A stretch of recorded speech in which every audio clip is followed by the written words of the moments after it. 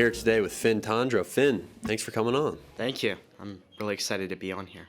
So I first heard of, I knew you before, but someone brought up that you had read Middlemarch in one of my classes, and I had just finished Middlemarch myself, and I wanted to talk to you a little bit about that book and what made you want to read it.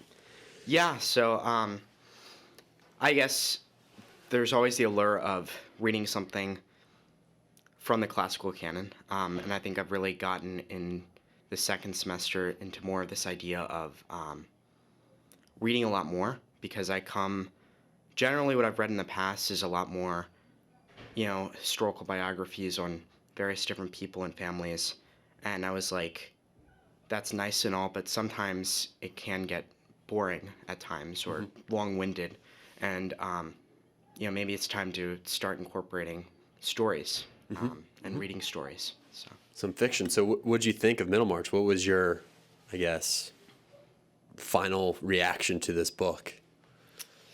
Was it worth it? It was definitely a saga. I really enjoyed it because right before then, I dipped my toes a little bit into Jane Austen's Emma. I found that plot to be kind of flat. And so Middlemarch was definitely refreshing in the sense that it was very complex. I thought it was just an interesting read. I think I would have put it down if I weren't in this book club. About halfway through, I was getting a little stalled. It was sort of dry. I understand why George Eliot published it in series because, I think somewhere in the middle it gets pretty dry and dense. But I'm glad I finished it, and I felt much differently about the main character, Dorothea, at the end than I did at the beginning. Yeah. I didn't really like her much at the beginning. I thought she was sort of whiny and annoying, honestly, at the beginning. But she's really dynamic towards the end, and she's taking control of her life, and she's a much more rich character than she was at the beginning, I believe. Yeah, no, and I definitely agree. There was times where I was like, really, I'm committed to a book that's about this person who is weirdly obsessed with this old, completely self-obsessed guy. Yeah. So, yeah. Yeah, no, I agree with you. It definitely, towards the middle, but it picked back up towards the end, I believe. So were you doing this with other people, or was this just a totally independent task? Just totally independent. Nice. Like I said before, I've been reading a lot of 19th century novels recently. I think my next one on the list is going to be Mayor of Casterbridge. Oh, interesting. Yeah. Never read it. We're doing this book club. If you're interested, we're reading big books.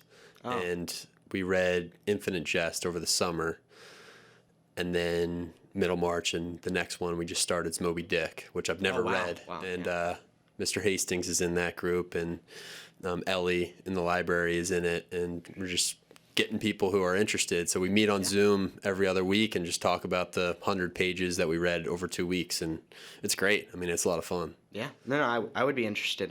I've been, my mom is a professor at Goucher College, and one of her colleagues is very much focuses on Moby Dick as a class. So nice. From her descriptions, I've always been interested in reading Moby Dick at some point. Yeah, I mean, it started off great, and I'm surprised I've never read it before, so I'm excited to tackle another big book like this. Yeah.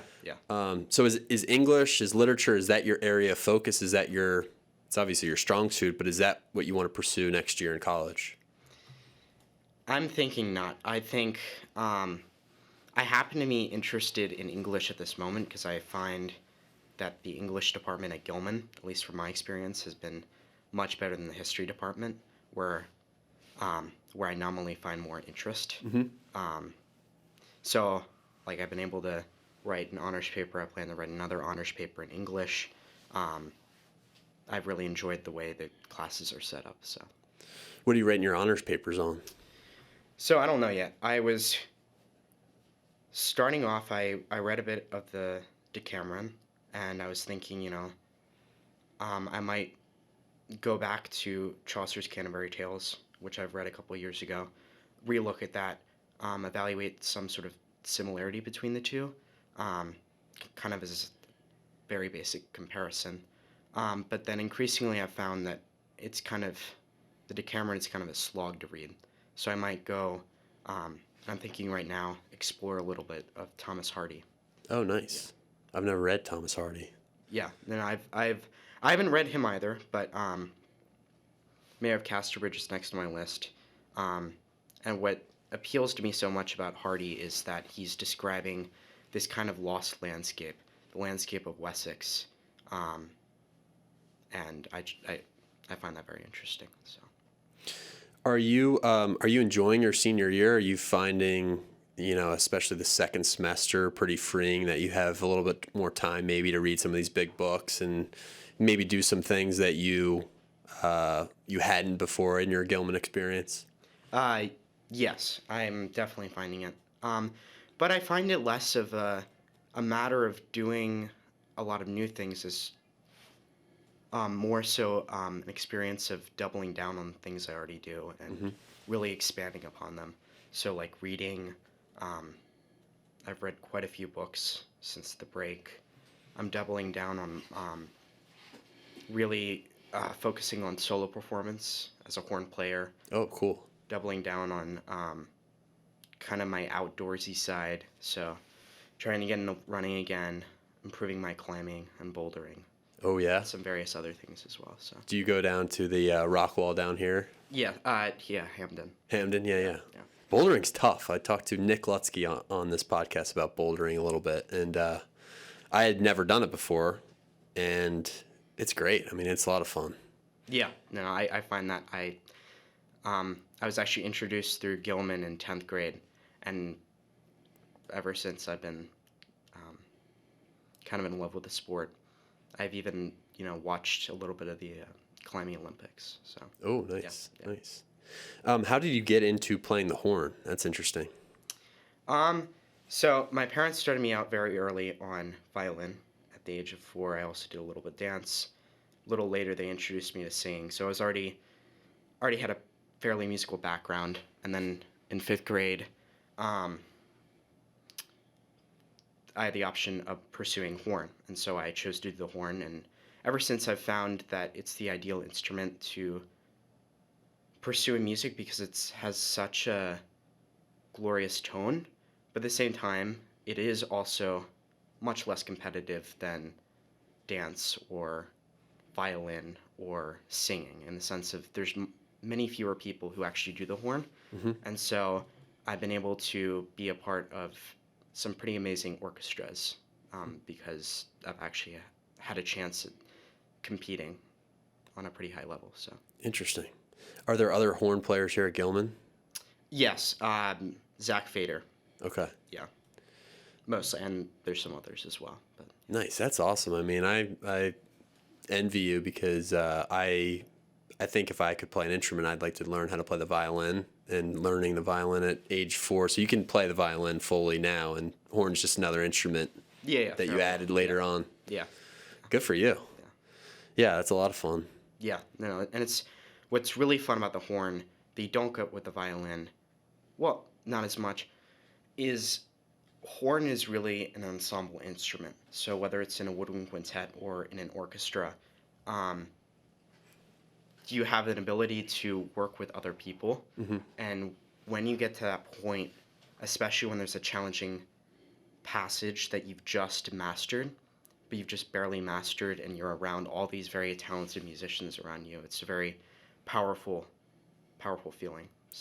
So your parents' inclination to get you involved in music, was pretty spot on. I know a lot of kids and people who their parents put them into music and then they end up hating it and they want to get out. But it seems like it was the right move for you since you sound like you like it. Yeah, I think so. I think there was a period of time where, it was difficult to go to violin lessons, both because of the competition factor, but also it was kind of forced on me. And I think horn's always been my instrument. I've held ownership over it. So nice.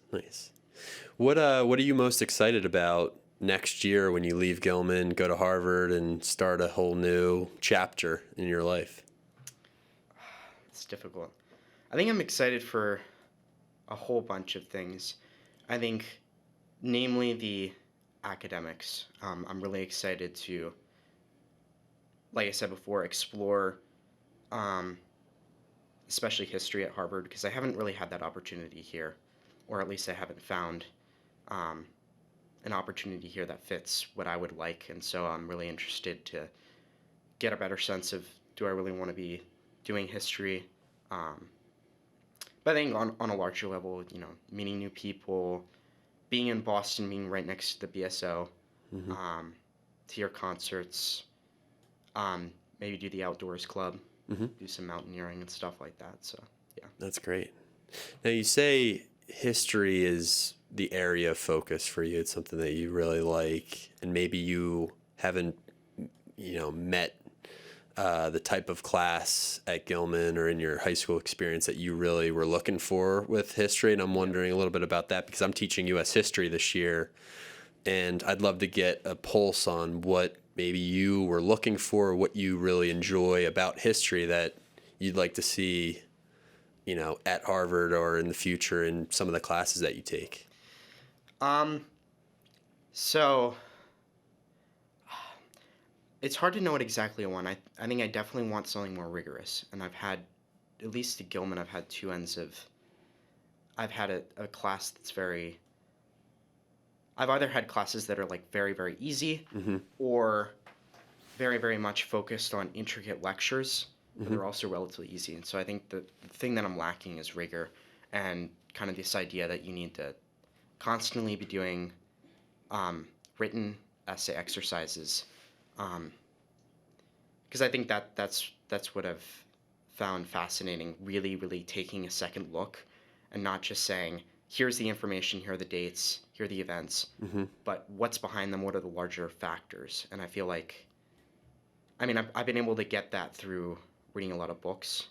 Um, Right, and these English yeah, papers that you're talking about are totally self-directed, and I think yeah, history, in my experience teaching this class this year, so much of what I've enjoyed about it is my own personal ability to just sit down for a couple hours and dive into something that's not necessarily yeah, something that I'm going to take into the classroom, totally, because there is sort of this timeline inherent to the course yeah, that you don't have to follow, but yeah, it makes sense to follow. And I think thinking about my students, I don't want to just dive into one thing for 2 weeks. yeah, I like to keep it sort of broad and survey like, I yeah, guess. yeah. And what you're talking about is maybe doing a deeper dive into subjects. I don't think it's anyone's fault. I think it's just the nature of high school academics in the sense that they have to cover a broad scope. Um, in a class like history, it's generally, in the case of like making modern Europe, it's like what? It's like almost 1,000 years. Like there's no way to actually take a step back and really analyze what's happening Hmm. behind the details and the dates and the events. What period of time or what figures are you most excited about exploring on a deeper level, maybe, or have you explored on a deeper level that you really are into? So I've read, so generally the medieval European era. Um, I've read several books on both the Borgias and the Medici, and then more recently, um, actually this past weekend, I read a book on Theoderic the Great. Um, so I guess for now, I'm focused on a very narrow portion of history, so Italy in the Middle Ages. Hmm. Um, but that just happens to be because I have a background in Italy. My parents are both art historians from the Renaissance, so it kind of makes sense that I've gravitated towards that. Hmm. So I'm hoping I really enjoy that era, but I'm hoping to maybe expand to other parts of Europe and the world in that era. Love that. So, what got you started into medieval Italian history? Was it a trip that you went on, or was it your own just reading for pleasure that you became interested in it? So my mom um, uh, introduced me to this book. Maybe I was sixth grade, seventh grade, called Pillars of the Earth by Ken Follett, Yeah. which is. Are you familiar with that? I know Ken Follett. Yeah, Ken Follett. My friend's reading a big Ken Follett book. I'm not sure which one, Yeah. but I know what Yeah, his no, style I is. love him. So she introduced me to that, and that's basically he writes 4 books. They're massive. They're like 1,200 pages each, and they're basically this massive, like, several family saga. The first one starts in 1000 and goes to 1100 in this fictional little town called Kingsbridge, I believe, in England. And so it really gives you a sense of the medieval world in England. And so I found that fascinating. And then since then, I mean, like I said, I've the beauty of having 2 parents who studied Italian Renaissance art history is we go relatively often to Italy, which I'm very thankful for. And then when we go to museums, like, we are taking our good time. Like, we don't normally get out of a museum after spending, like, we usually spend about at least 4 hours at any given museum, if not more. So wow, it's good that you're into that and you like that. You know, imagine if your parents were, you know, so committed to this and you were just like, I cannot stand museums. I mean, that's good. No, I think definitely when I was younger, it was a bit of a pain, a lot of sitting on those museum benches and thinking about whatever. But the past several times we've gone, I've really gotten into really analyzing these pieces of art. Oh man, and you probably get you get the full tour. I mean, you just stand with your parents and they give you everything. Yeah. Good for you. What if someone were to go to Europe and go to Italy, what museum would you point them towards first? That's so difficult. Sistine Chapel, Last Judgment, or that's so hard. I've mostly spent my time in, I would say, middle to northern Italy. So there's some museums in Florence, particularly like the Bargello, which has a huge room with a whole bunch of different sculpture. And so there's particularly 3 different Davids, or 2 different Davids in that room, and then you can compare it to Michelangelo's David, which is... is that in Rome or is that Florence? That's Florence. That's so Florence Michelangelo's David, I don't know if it's the official, but a copy of it stands in the next to the Palazzo Vecchio in the main piazza of Florence.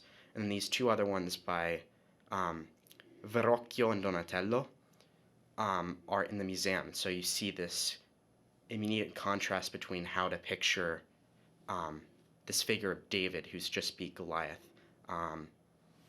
You know, Verrocchio is very playful and almost a little too playful with, like, the wing of the Goliath's helmet coming up through his legs, like, so it's like a little playful, whereas like Michelangelo's David is very, very strong and masculine. So it's interesting to really consider the artistic choices there. Michelangelo's David is one of the most amazing. I went there and saw that, and it's incredible. I mean, I understand why it's one of the most famous statues in the world. But isn't there the people say that his hands are too big, or there's a deformity in the shape of his hands, maybe? Yeah, maybe something like that. But otherwise, it's just incredibly. Yeah, and it's incredible that he's able to sculpt out of a single block of marble something so huge and something so lifelike. So it's amazing. Yeah. And the Sistine Chapel, I've been there too, and that was an incredible experience. Yeah. And I love. I actually went there for the first time yesterday because my parents generally like to avoid the crowds, but this past winter I went there, and I was amazed by the ceiling. I mean, I think the part that I like most is the figure of Saint Bartholomew holding his skin. Yeah, which I love, and I actually got a chance to see in Milan this sculpture, also of Saint Bartholomew, which was pictured differently. So that keeps on popping up on my phone screen for some reason, but yeah. Well, I think it's so important for you to have this entire historical understanding of what you're looking at, because I think a lot of people go to these amazing museums and look at these sculptures and these paintings, and yeah, they're stunning to look at, but I think it's so important to know the history too behind it. And you've got probably so much through your parents and your own reading of it to really appreciate it. Yeah, I would say so. All right, well, let's get to your book rec today and talk a little bit about what you're reading and what you would recommend for our viewers. So, the book I read over the weekend is that book I mentioned on Theoderic the Great. It's a translation of this German guy. If I'm right, this came out recently. I got this as a... my mom had told me that there was a new biography on Theoderic the Great that came out, so I asked her to get me this over Christmas. And I've always heard Theoderic the Great.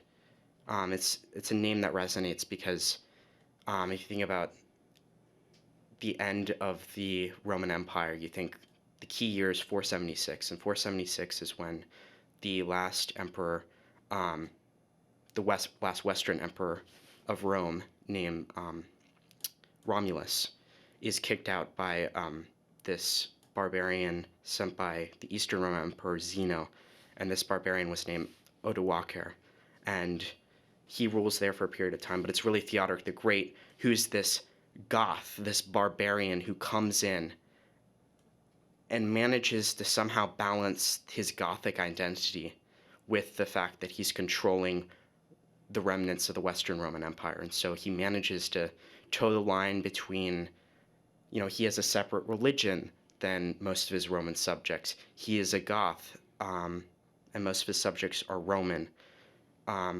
with the fact that he keeps the Roman bureaucracy and basically, in all but name, keeps the Western Roman Empire functioning. So, a very fascinating. And how does he do that as an outsider?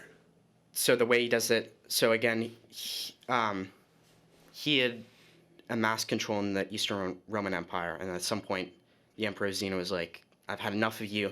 You go and conquer this Odoacer guy so you can get out of my hair. And Theodoric manages to keep the Roman bureaucracy that had been pre-existing, but incorporate Gothic elements. So, for example, he did not take up the title of emperor. Instead, he called himself Rex, king. He also had Gothic representatives throughout the provinces that worked with their Roman counterparts to balance, who would directly speak to him and were directly under his control so he could maintain power. But I think what's even more fascinating is that,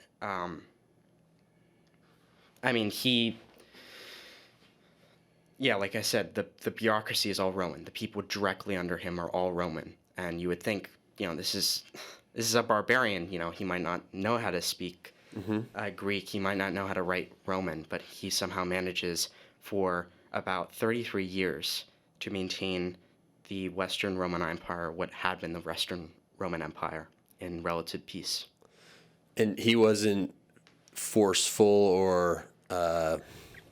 I'm just trying to think about how he maintained control without these skills and these abilities that you're talking about as a Gothic person coming in. And his reign wasn't like a forceful, controlling sort of type. Well, as any emperor was in those days, he had a couple people killed.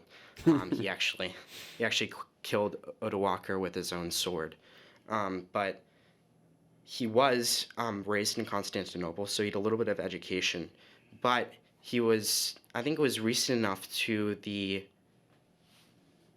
collapse of the Western Roman Empire that that bureaucracy was still in place, and it was in everyone's interest to maintain the peace. And even though he was a Goth, and he was an Arian, which was slightly different from the religion practiced by those in Rome at that time, he never pressed his religion on anyone. He never pressed his Gothic heritage on anyone. He managed to keep both groups separate and maintain this peace, and so it was in everyone's interest after so many years of disorder to have him stay in place. That's fascinating. I mean, I've never even heard of this guy. And it's interesting that you were able to read this entire book. It sounds dense. I mean, it sounds... Yeah, no, it's definitely dense. But what's even more fascinating to me is, like, I was like, there's no way you can write a whole entire book on this guy. Like, he was very significant, because right after him comes Justinian, who, in most people's minds, marks the start of the Middle Ages and the end of the Roman period. But apparently there's a lot of sources, quite a few sources that survive. There's this guy named Cassiodorus, who is his, like, secretary, who wrote everything down. So we have all of his sources, and then we have also the standard number of people who are, writing to give him praise and everything. But through that, historians, and there's multiple books on him, there's this whole world of scholarship solely devoted to Theoderic the Great, which is crazy to think. Like, argue over how Gothic he was, how Roman he was. I just find that fascinating, the historiography element of it. Love it. Well, thank you for the rec. I'm going to look into this figure I've never heard of, but... I mean, it's definitely, like you said, it's definitely dense. You have to balance it. Yeah. The way I've balanced it is, I balance reading this with something which I would describe more as like a story, like something like lighter, like a Middlemarch or some sort of 19th century novel. But yeah. Well, good stuff. And Finn, thank you for coming in today. Thanks for chatting. Yeah. It's good to learn a little bit more about you. I didn't know your parents were art historians, so that's pretty amazing. I'm sort of jealous that you get, Yeah, no, I'm very, very fortunate. Yeah. Well, enjoy the rest of your senior year, and thanks for being on the podcast. I will. Yeah. Thank you for having me. Of course.